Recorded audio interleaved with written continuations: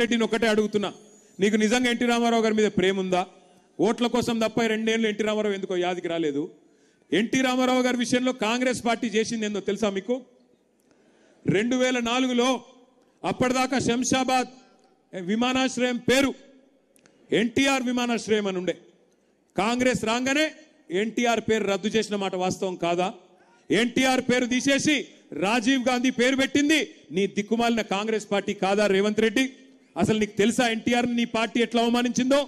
83లో NT Ramarao గారు పెద్ద మెజారిటీతో గెలిస్తే ఆయనను ఆనాడు ఇందిరాగాంధీ ప్రభుత్వం గవర్నర్ అడ్డం పెట్టుకొని అప్రజాస్వామికంగా తొలగించింది నీ దిక్కుమాలిన కాంగ్రెస్ పార్టీ కాదా? గుర్తుందా నీకు? అసలు నీకు తెలుసా?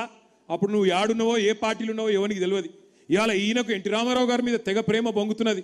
ఒక్కసారి ఎన్టీ రామారావు గారి మీద రేవంత్ రెడ్డి ఏం మాట్లాడిండో ఒక్కసారి మీరు చూడాలని చెప్పి నేను కోరుతా ఉన్నా.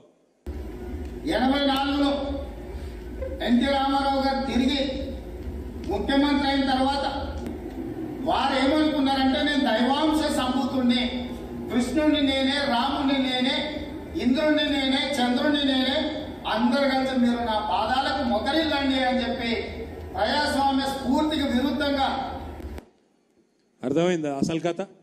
ఎన్టీ రామారావుకు అహంకారము, దేవుణ్ణి అనుకున్నాడు అని ఆ రోజు మాట్లాడిన కాంగ్రెస్ ముఖ్యమంత్రి ఇవాళ ఓట్లు రాగానే ఓట్ల కోసం నేను ఎన్టీఆర్ గారి విగ్రహం పెడతా అంటుండు. నువ్వే మార్గం అని నాకేదో బాధ అయ్యి అంటలేను. ఒక్క మాట నేను చెప్తా, గరీబోళ్ళు అల్కగా దొరికిండ్రు హైడ్రాకు. అదే పెద్ద పెద్దోళ్ళు నేను ఒక్కసారి వాళ్ళవి కూడా చూపెడతా, వాళ్ళ కాడికి మాత్రం పోతలేదు హైడ్రా. ఇగో ఈయన పేరు పొంగులేటి శ్రీనివాసరెడ్డి. అగో చెరువు మొత్తం ఆక్రమించి ప్యాలెస్ కట్టిండు పొంగులేటి. చూడురు ఒక్కసారి మీరు ఆ మీద చూడురి. అగో ఈయన పేరు తిరుపతి రెడ్డి, ఈయన పేరు శ్రీనివాసరెడ్డి మంత్రి. నెక్స్ట్ తిరుపతి రెడ్డి రేవంత్ రెడ్డి వాళ్ళ అన్న. ఆ పక్కకున్నాడు చూడు రఘు తిరుపతి రెడ్డి. ఆయన మొత్తం చెరువు లోపల కట్టిండు, ఆడికి ఓదు హైడ్రా.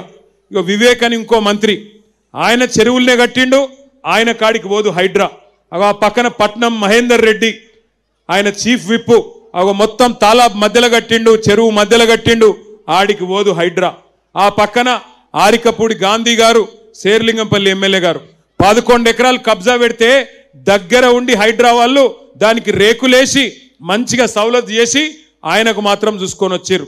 నేను అడుగుతున్నా ఇవాళ రేవంత్ రెడ్డిని, అయ్యా నీకేమైనా సిగ్గుంటే హైడ్రా ఏం తప్పు చేసింది అంటున్నావు? ఇగో వీళ్ళ గులగొట్టు మొదలు. నీకు సిగ్గుంటే, నీ ప్రభుత్వానికి ఇజ్జత్ ఉంటే ముందు ఈ దుర్మార్గుల గులగొట్టు, ఆ తర్వాత గరీబుల మీదకి రా.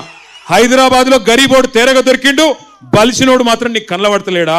ఇంత దుర్మార్గం జరుగుతుంటే, ఇంత కిరాతకం నీ హైడ్రా చేస్తుంటే ఏం తప్పు చేసింది హైడ్రా అని అడుగుతావా? ఇలా హైడ్రాని అడ్డం పెట్టుకొని బ్లాక్ మెయిల్ చేసుకుంటా, బిల్డర్ల దగ్గర పైసలు గుంజుకుంటా, ల్యాండ్ యజమానుల దగ్గర పైసలు గుంజుకుంటా ఢిల్లీకి మూటలు పంపుతున్నాడు రేవంత్ రెడ్డి తప్ప హైడ్రాతోని లాభపడ్డాడు ఒక్క మనిషి కూడా లేడు.